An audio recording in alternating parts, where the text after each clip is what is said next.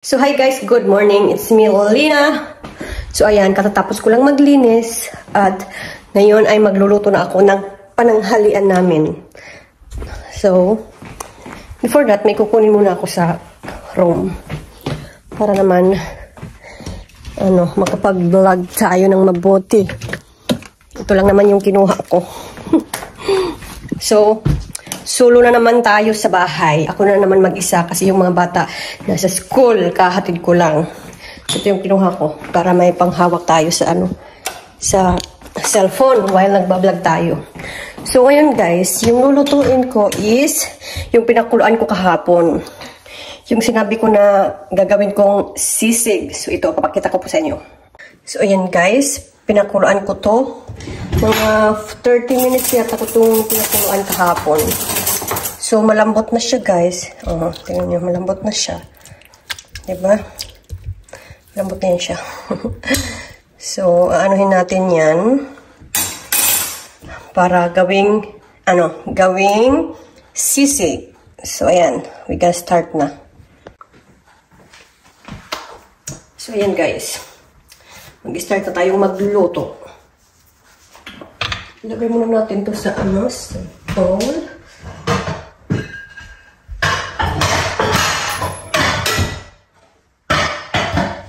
Ilagay natin dito. So, mayroon tayo. May onion at saka bawang. Bawang tawag ito? Bawang. So, first, maghugas muna tayo ng kamay.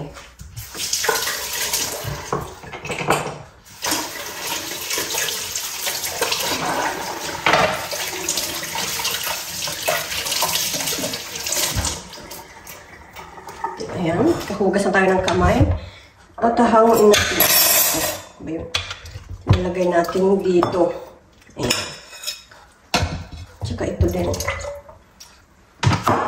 Ang dami. Dami kong magagawang sisig. Ayan.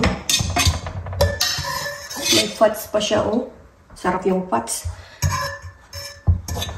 I like fats. So, ayan. Hindi pa putol yung ulo ko.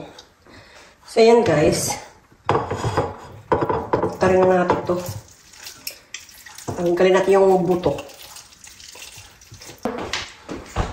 Ayan. Diba? Tarin na natin siya.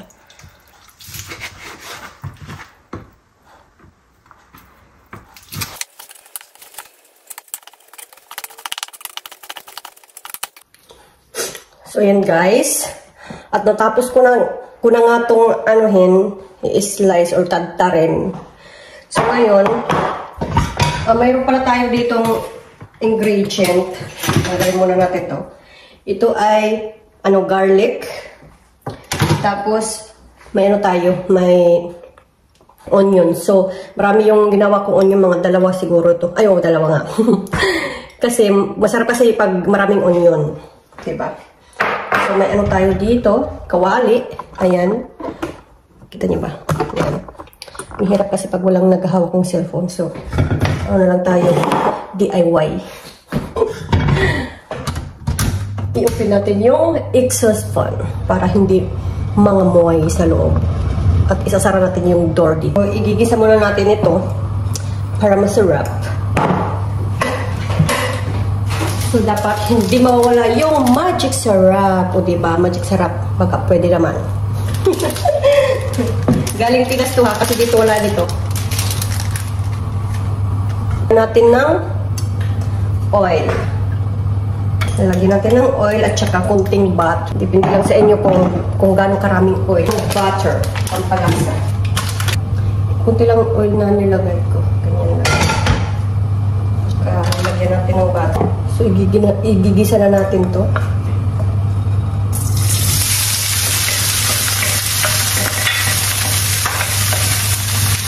Ayan. Kita niyo ba? Pasensya na guys ha, kasi wala tayong tagahawak ng cellphone.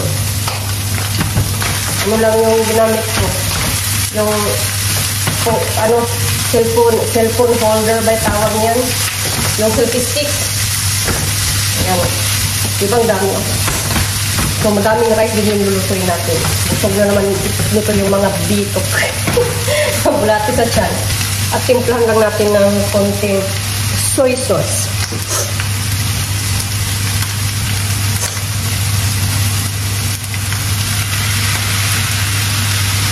Ayan. Tapos lagyan natin ng Maggi Magic Sarap. Para naman malasa. Malasa ang ating sisig. Sa kawali lang natin lulutuin. Huwag na tayo huwag na tayo sa mga import na yan. Na nilalagay sa tawag nun. Yung parang, sa yun na yun. Tapos, lalagyan natin ng black pepper na powder. Yan. So, i-divide natin ito into 2. Kasi yung mga bata kumakain din ito. So, yung half is maanghang, tapos yung half is hindi. Joke na siya. Kukuha lang tayo ng chili. Itong chili lang yung gagamitin natin, yung mahaba. So, dalawa yung gagamitin natin. So, lagyan na natin ng butter para masarap. Kung mayroon pa tayong ilalagay na isa, instead oyster sauce yung lalagay natin, ito yung lalagay natin. Ayan, Maggi din siya. Parang soy sauce.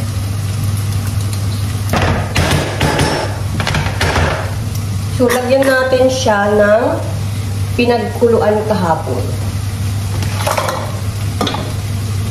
So, ayan, parang broth. Yung pinagkuluan kahapon, nalagyan natin ng kunti lang para hindi siya dry.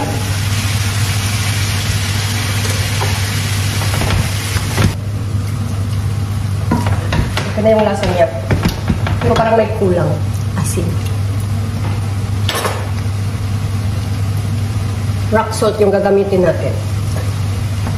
Kunting salt. Kasi nilagyan ko na ng soy sauce. Kita niyo ba? Siguro, lagyan pa natin ng kunting broth. Ayan.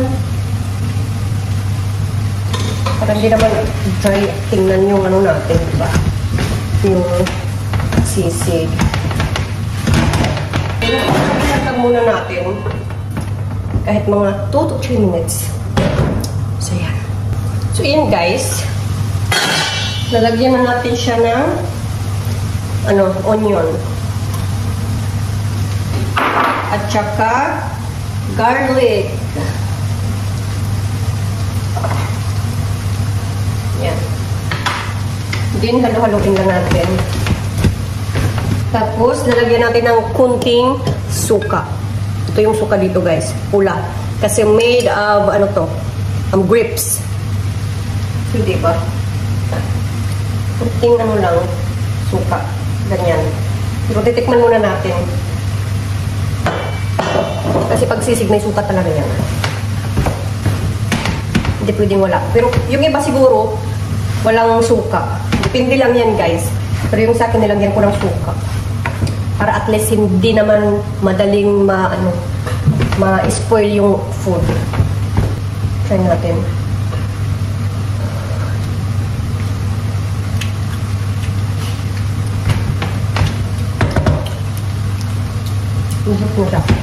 Masarap na siya.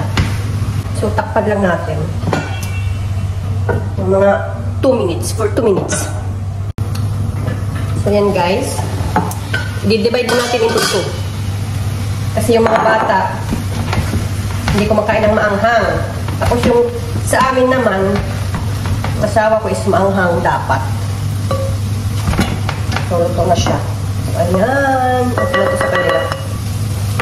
Tapos itong isa naman, ilalagyan natin ng chili. Sana maanghang to.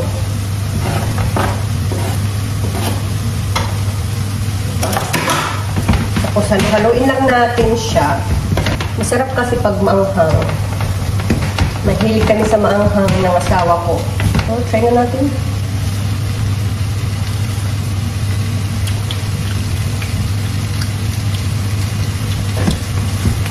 Okay na siya guys.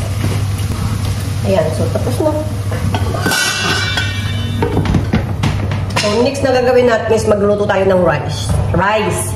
Rice. Yes. Kasi, di ba, rice is life. Pag walang rice, wala. No life. So, yan guys. Ayan, baguette. Baguette. I hope na nag-enjoy kayo sa mga video na ginagawa ko. At sinishare ko sa inyo yung mga sinasabing ginagawa ko. So, yung isa, lalagay natin to sa freezer. Pasensya. Oops. Patay ko yun. Pasensya na guys, kasi hindi pa ako kagalingan mag-Tagalog. Kasi waray po ako. So, tinatag-alog ko lang kasi nga, yung ibang mga viewers is mga may Bisaya, mga iba-ibang lingwahe. So, kailangan natin mag-Tagalog. Tayo na yung mag-a-adjust, di ba? Kahit nahihirapan, sige, go lang. Ano ba yung kukunin ko? Ayaw nga. Gagawa tayo ng rice. So, pakita ko sa inyo yung rice namin dito. 5 kilo lang yung binili ko. Ayan. Ito yung rice namin dito. Ayan, 5 kilo lang yung binili ko.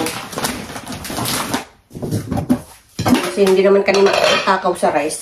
Minsan lang pag masarap yung ulam. Yan, takaw ko sa rice.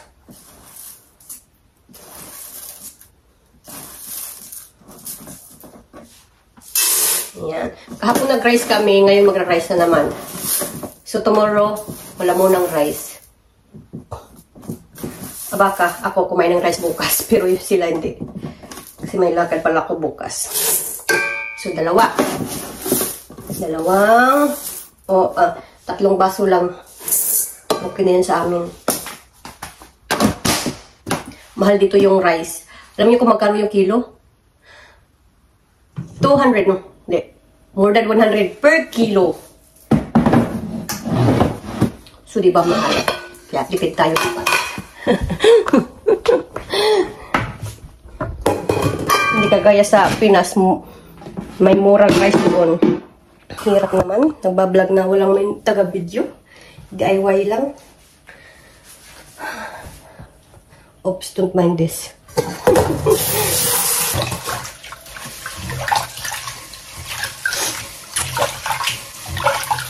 Hugasan muna natin yung rice.